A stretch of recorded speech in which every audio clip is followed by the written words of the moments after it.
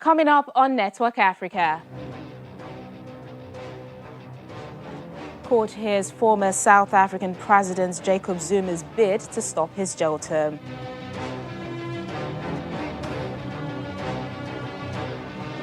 The RC Senate lifts former Prime Minister Matata Mapon's immunity to allow corruption investigation. Plus, Egypt announces Ethiopia's new move to fill Nile Dam.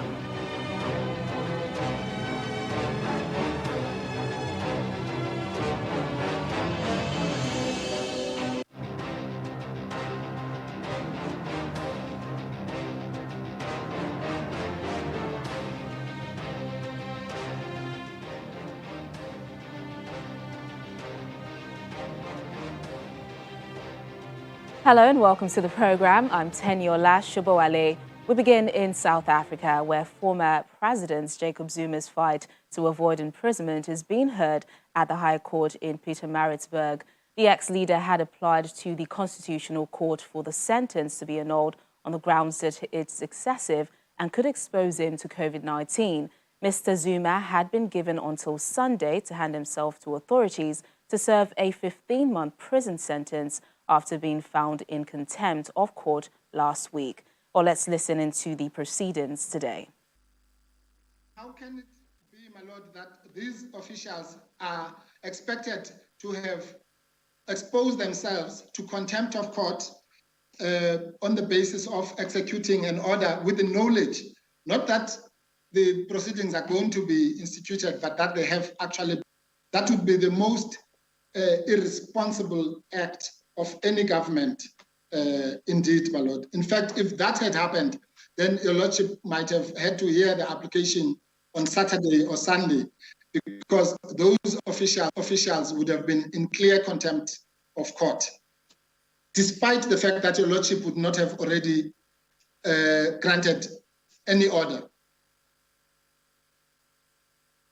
And that's what our As heard there, Jacob Zuma's legal team, some of the arguments are that his detention without trial amounts to a breach of his constitutional rights, including the right to life, the right to dignity, and the right to freedom. Our legal practitioner, Idemidi Ariesi, joins us now to discuss more on this. Thank you so much for joining us on Network Africa.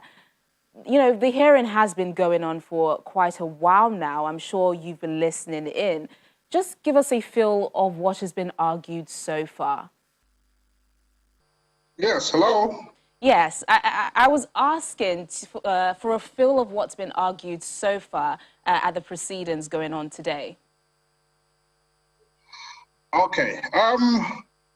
The proceedings have been as would be expected. Okay. Advocate Dalum Pofu for Jacob Zuma started off, by outlining the issues as a red herring with regards to jurisdiction. I actually agree with him, but we say that for two different reasons. Now, he's referring to Section 172C and Section 173 of the Constitution, which basically refers to powers of courts in constitutional matters. Now, what that states is that a court which makes an order of constitutional invalidity may grant a temporary interdict or temporary relief to a party. But Section 172C, in my view, refers to powers you have jurisdictionally within a court, not between courts. It does not extend to other jurisdictions. So he has not brought any authority that is on point and argued that point convincingly. So what Judge Ngun is struggling with is that he's not in a position, as a lower court to supersede the order of a higher court. What that basically says is that the judge is struggling to see the argument of Zuma, and it is, as I thought, most likely the application will be dismissed. Well, that is quite interesting. The announcement of the sentence last week was in some way surprising and a milestone in the case. Are you in any way surprised by how this has played out so far? No. the order stands. It was very clear. You have until Sunday to hand yourself over. If you don't, then you are in aggravated breach of the contempt. It's Wednesday now. The fact that you bring an application for a stay of arrest or a stay of proceedings does not it doesn't have the effect of an appeal that takes away or that places in abeyance the order of the Concord. So as it is, the Minister of Police is still under duty to arrest him by the end of tomorrow, because he is now in aggravated breach of the court order. That he has an application in court pending absolutely has no bearing on the issue. Even that which has been made to the Concord as well, which will be heard on Monday. So at the moment, yes? So what you're saying is, should the former president lose this application, he will have to hand himself over to the authorities by tomorrow? He is already bound, whether he loses it or not, to hand over himself by tomorrow. The order stands. Nothing has changed that order. So yes, he will have to. In fact, he was supposed to hand himself in on Sunday. The order is that the police minister must arrest him by the end of tomorrow. Well, you know, this has taken a very interesting, turn, and we're yet to even get anywhere substantial with regards to the initial corruption trial which the former president is facing. What implications, apart from delay, will this have on the actual trial? Okay, I think I have been asked this before. There is no implication. His corruption trial is a completely different parallel process from this one. This is the repercussions for his contempt, for his attitude towards the court, and for being in contempt of 2 Concord orders. The corruption trial is a completely different ball of facts. It has been set down for a date in September. If he's in prison by then, he will be taken to court on a daily basis. His legal representatives can consult with him in prison. He has as much rights in prison to his lawyers as he does as a free man. So no, there is no delay at all whatsoever, or any implication on the corruption trial. All right, then it'll be interesting to see how everything plays out today. Irimodia Iresi, thank you so much for your thoughts on the program. Thank you. Well, moving on now, in the Democratic Republic of Congo, the Senate has lifted the immunity of former Prime Minister Matata Mapon, allowing investigations into misappropriation of public funds. Mr. Mapon is being investigated for his role in an agricultural project that failed. The Senate had declined a request by the judiciary to lift his immunity so that he could be persecuted. Investigators say $200 million disappeared during the implementation of an agricultural project. Mr. Mapon is alleged to have then designed, planned, and committed for payment to be made for the project. He has denied any wrongdoing. He was the Prime Minister under former President Joseph Kabila from 2012 to 2016. Well, also under fire is one of Mali's former president, Ibrahim Keita's son, Karim, who is wanted by Interpol over the disappearance of a journalist in 2016. The local journalist, Birama Toure, went missing after reaching out to Karim for a comment in a story he was covering that would have been damaging to his reputation. Mr. Karim sued the journalist's employer for linking him to the disappearance. The court in Mali dismissed the case, but the magazine's editor went into exile. Mr. Karim escaped arrest by soldiers who ousted his father in August 2020. He is said to be living in Côte d'Ivoire. And now to the Nile Dam dispute. Egypt has denounced Ethiopia's decision to begin filling the reservoir behind its giant hydropower dam for a second year. The Egyptian irrigation minister, Mohamed Abdullahi, said he'd received official notice of the filling from Ethiopia and had rejected it. He said in a statement that the unilateral move was a violation of international laws and norms that regulates projects built on the shared basins of international rivers, including the Nile River. The minister has also written to the United Nations Security Council, informing it of the latest measure by Ethiopia. The council is due to meet to discuss the matter this Thursday.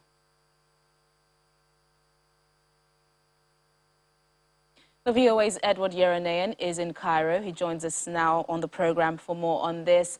Ed, Egypt and Sudan had warned Ethiopia that it should wait until they'd all reached a legally binding agreement on the operation of the dam. But Ethiopia has gone ahead.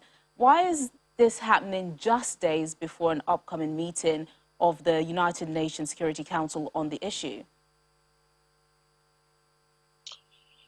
Well, Tenny, I think that this dispute has been going on, and Ethiopia has pretty much thumbed its nose at the mediation efforts.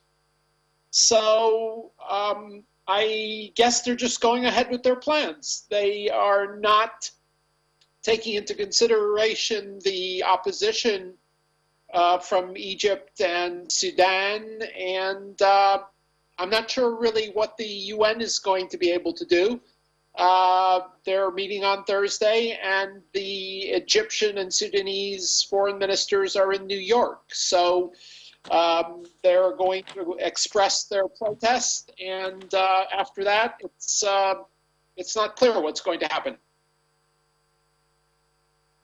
Egypt says the move violates international laws and norms, and we have to remember earlier this year, the Egyptian president warned Ethiopia that his government would not tolerate any moves that would reduce Egypt's share of water from the Nile, saying all options are open.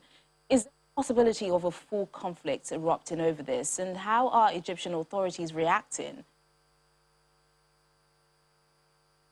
Well, the Egyptian foreign minister was on Arab television a few minutes ago. I just heard him talking with Al Arabiya TV live from New York, and he said that both Egypt and Sudan have the power to protect their people and their countries. I'm not sure if there's a thinly worded, disguised threat there, but the Egyptian president has said in the past that the negotiations will not continue forever. So it's anyone's guess whether a conflict will break out, but I think that there are possibly other more less muscular possibilities than a full frontal conflict that Egypt and Sudan could take. Like you mentioned earlier, this is nothing new. The construction of the Grand Ethiopian Renaissance Dam on the Blue Nile has been poisoning the atmosphere between Cairo, Addis Ababa and Khartoum for more than 10 years. But why has it been so difficult to reach an agreement? Well, because probably there are two other agreements from 1959 and 1929, and Ethiopia doesn't want to respect them, and Egypt and Sudan don't want to give in and give up any of their rights, according to the previous agreements. So we haven't arrived at a new agreement until someone is willing to either, respect the old agreements or give in a few inches. It's tough to imagine coming to a new agreement. All right, then, the VOA's Edward Yeranayan, thank you so much for joining us on the program. My pleasure, Tenny. Still to come on the program. Côte d'Ivoire sends mobile clinics to speed up COVID-19 vaccinations. That's in a moment. Please stay with us.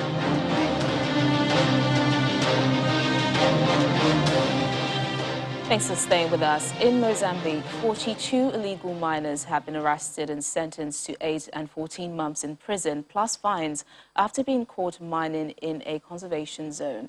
They were arrested near Gordon Goza National Park in the central Mozambican province of Sofala. The park authorities say the illegal miners had been warned in the past to leave the buffer zone but they ignored and went on to purchase new mining equipment. They also had products that were highly toxic and harmful to the environment. The miners were later arrested in a joint operation that involved the district's police. The court says that all materials seized would be reverted to the state in favor of the conservation area.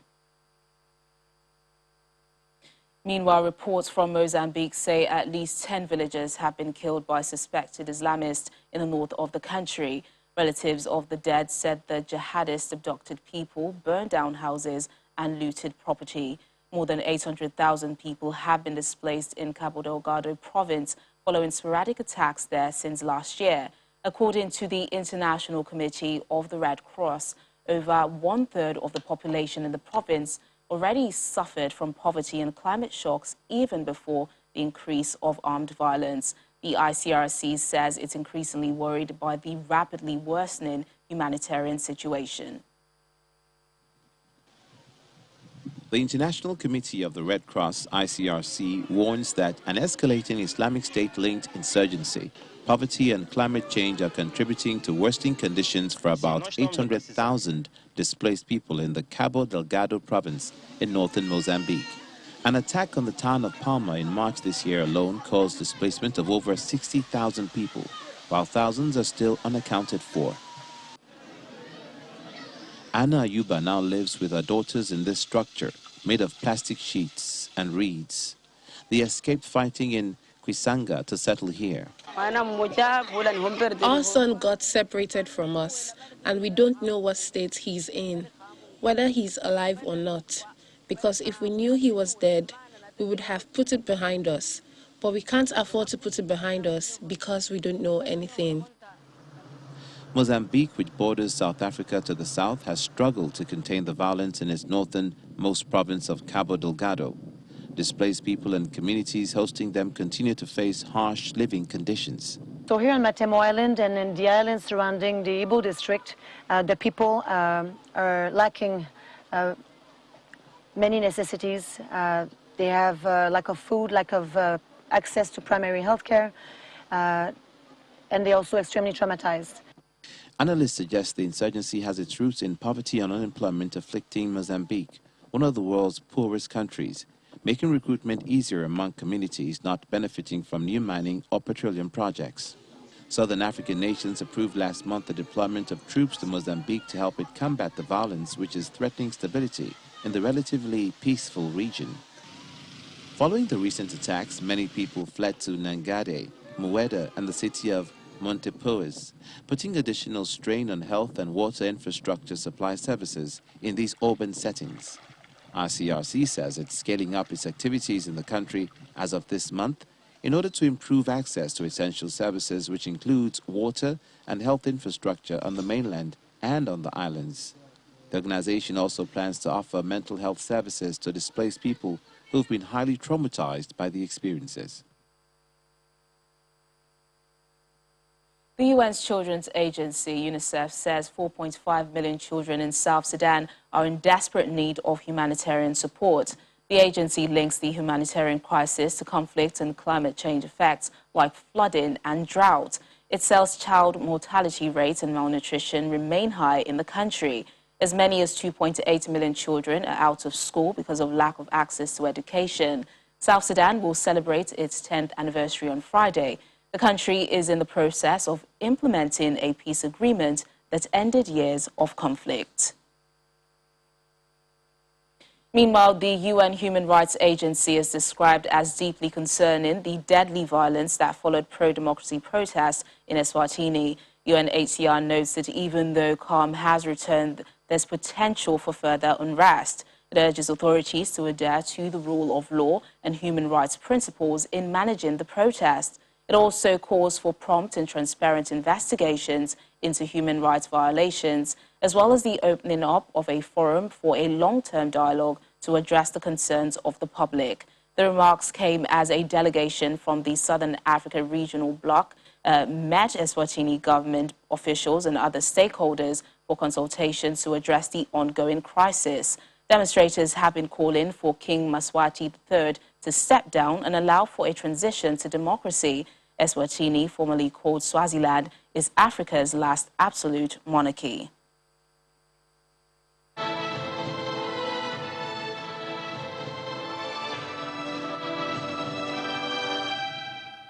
Some updates on the COVID-19 pandemic now. The World Health Organization has warned governments around the world against easing COVID-19 restrictions too soon, saying countries that did so risk paying a heavy price for rushing back to normality.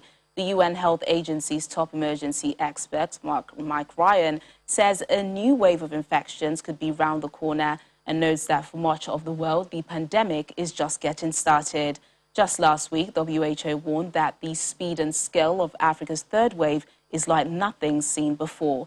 The warnings come amid renewed concerns over the new coronavirus Delta variant, first detected in India in April. The new strain, which is considered to be the most transmissible variant yet, has now spread to nearly 100 countries worldwide. We would like to get back to normal, but the normal we're getting back to, where everyone thinks that we can just go back to just doing everything as we've done before, I think this has been very premature. I think overall we've made a very premature rush back to full normality. And I think we're going to pay a price for that, because we're not there with vaccination. The variants are really there, and we haven't protected enough people. And I honestly think that we need to think our way through this, that we're opening up way too quickly for the epidemiologic situation and the risks associated with that. We just need to be a little more patient. Remember last summer where we had everything got good and then everyone kind of relaxed, and then we kind of arrived in September or October and ended up in huge trouble. Well, I think that's where we're going again, with a much more transmissible variant this time around. And that's the issue. Côte d'Ivoire has started deploying mobile clinics after setting an ambitious target of vaccinating 1 million people against COVID-19 over the next 10 days, more than doubling its total so far. With megaphones in hand, health workers at popular markets in Abidjan urge traders and shoppers alike to get vaccinated. After administering fewer than 800,000 doses since vaccinations began in March, enough for a single dose for just 3% of the population, Côte d'Ivoire health authorities are now aiming to inoculate 1 million people in Abidjan over the next 10 days.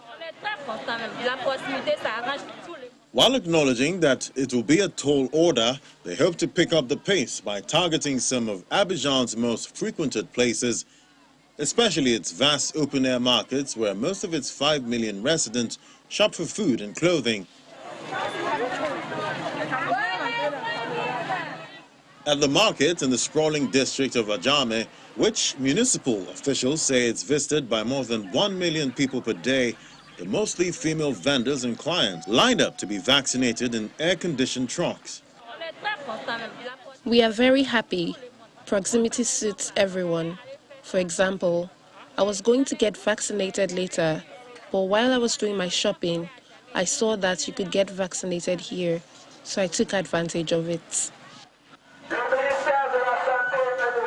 In the Treichville district, health workers roamed the market with megaphones encouraging people to get vaccinated.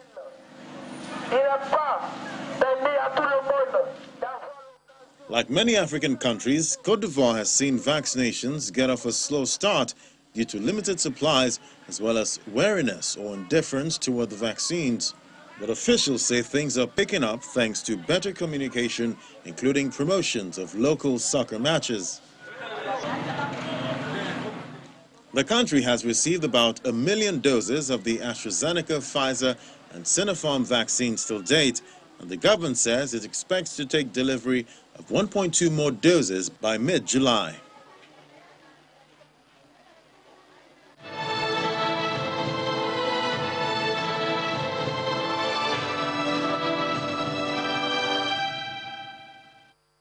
And that's it on the program today. Thank you so much for watching. I'm Teniola Shobowale.